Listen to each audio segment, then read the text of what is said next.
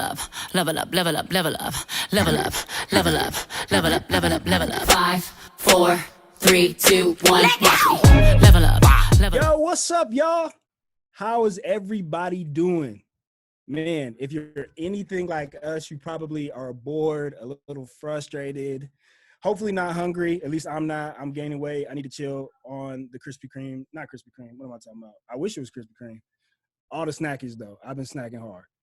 Anyway, we are so glad to be back with y'all again today for our club. Shout out to all your leaders. Leaders, where y'all at? Wave them out. Hey, hey, What's hey. up?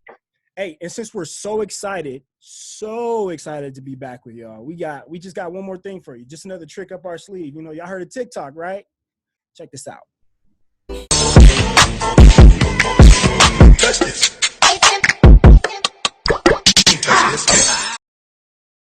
Right, I know you know that us leaders can dance, but maybe some of you could dance better than us. Let's see what you got. This next part, what you didn't know is that to be a leader, you need to have gifts and talents. And some of us have these secret hidden, maybe let's call them 2-second talents that we can all do. And they're all so crucial to being a leader. So I will show you this 2-second talent. I know, it's crazy. And I can do it with this hand and this hand. All right, leaders, I know some of y'all and all of y'all have your talent, so let's see what you got. Hey, it's Bailey, where I lead at East, and I can fold my tongue in half like this. What?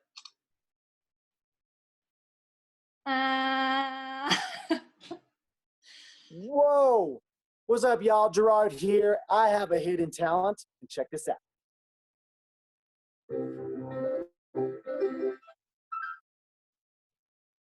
Boom.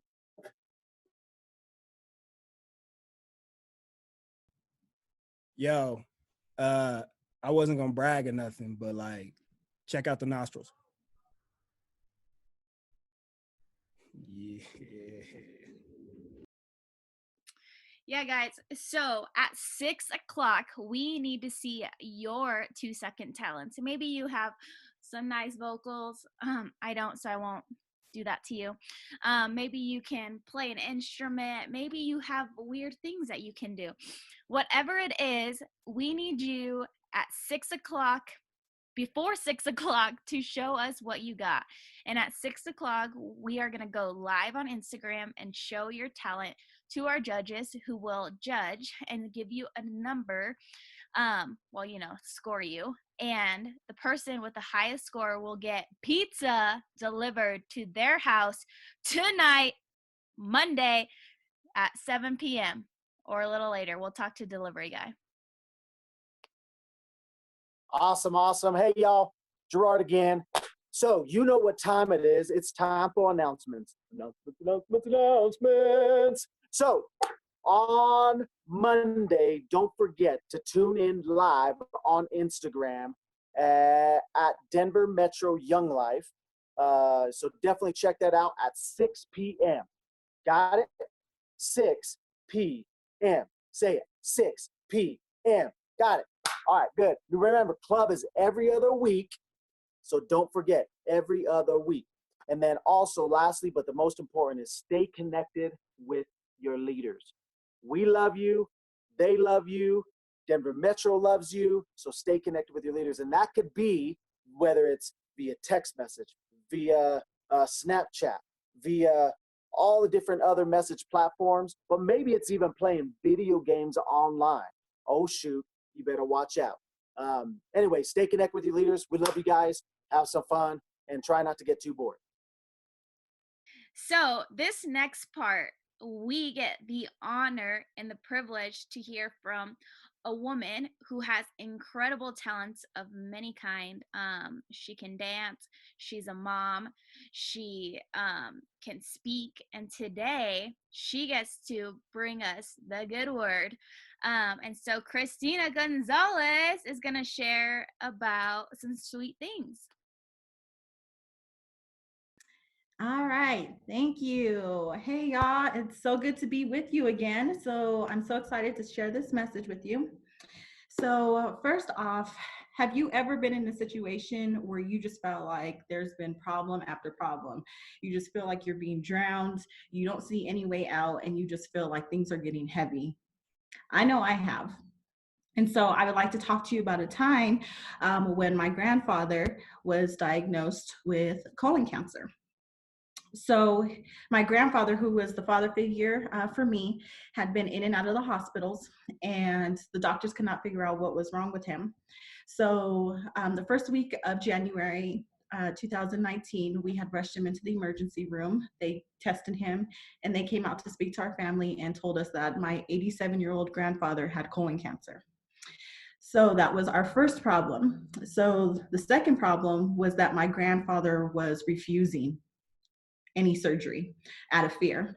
And so we had to go back and try to convince him and make him understand, what would happen. This happened on a Friday. They estimated that he would be gone by Sunday. So we had to make him understand how real and serious this was. So we finally got him to agree to do the surgery. They had scheduled for the next morning. So family went home, got some sleep, and we all decided that we would head back to the hospital the next morning. So as I'm parking in the hospital parking lot, I get a call. My phone rings and I pick it up and I hear my mom screaming on the other side. She had just got into a car accident and totaled the car. So that was our third problem. So I jump into my car, I rush over 10 minutes away, and I pull over and I see the car had been totaled. I walk over to see my grandmother in the front seat. The airbags had been deployed and she's holding her lip, which was, pretty puffed up. I walk over to see my mother, who was just frantic, crying on the side of the road, just screaming. I was just trying to get to the hospital. I just want to see my daddy before he goes into surgery. So as I'm taking care of insurance and I'm taking care of, the tow truck and getting the car moved, I scream out to Jesus and I ask him, how much more does my family need to endure? Where are you in this? I don't feel your presence. I don't feel you around me. Where are you?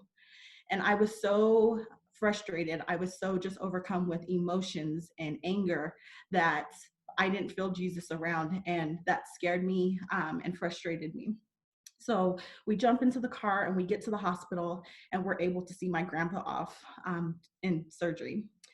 So this story reminds me of another story in Matthew chapter 8, when Jesus calms the storm. So the story begins with Jesus inviting the disciples into a boat, and he tells them, take me to the other side of the lake.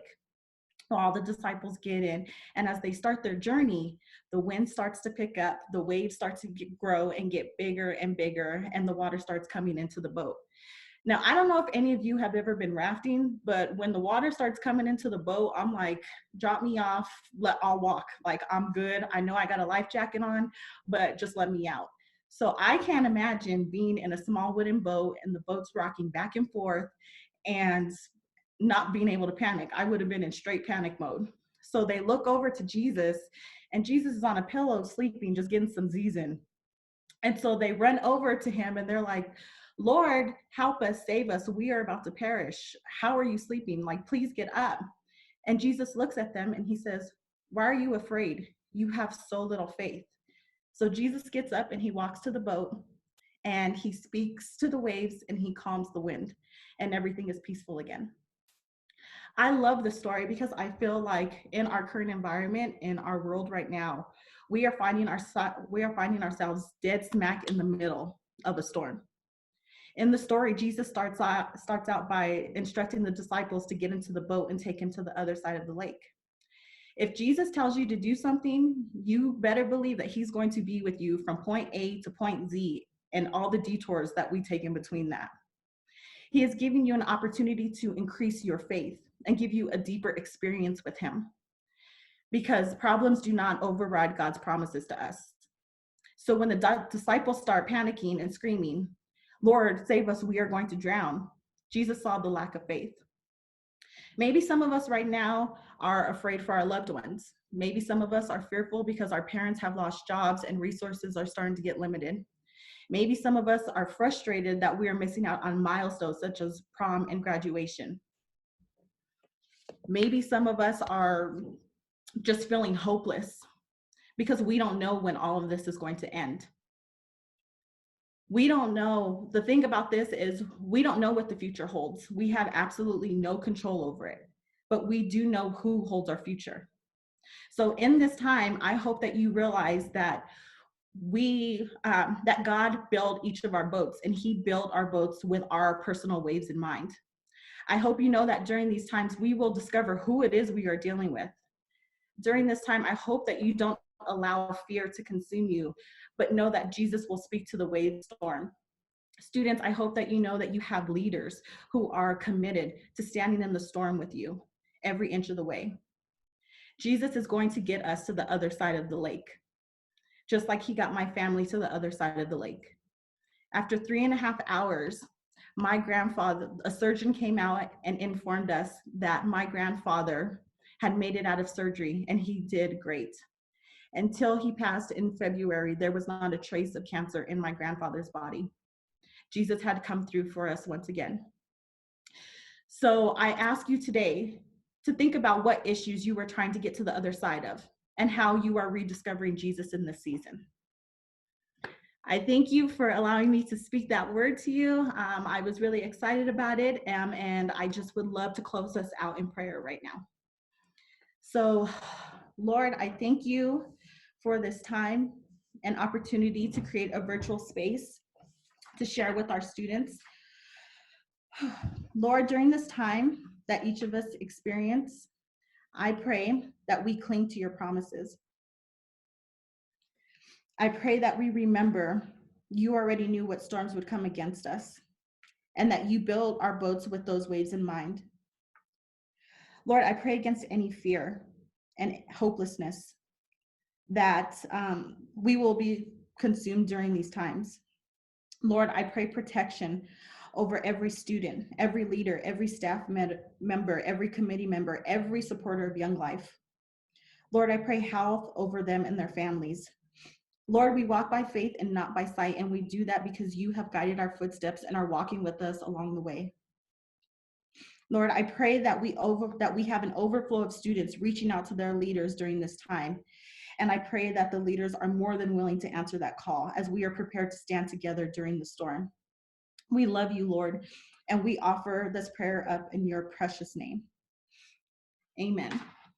So don't forget, y'all, we will be back on Instagram Live at 6 p.m. Monday. So head over there. Make sure you send your talents in so you could win some pizza. And I'm just sending my prayers. We miss you. We love you. And may God bless you and keep you. And we'll see y'all in 2 weeks. Peace. See ya. Level up, level up, level up, level up, level up, level up, level up, level up, level up. 5, 4, 3, 2, 1, watch me.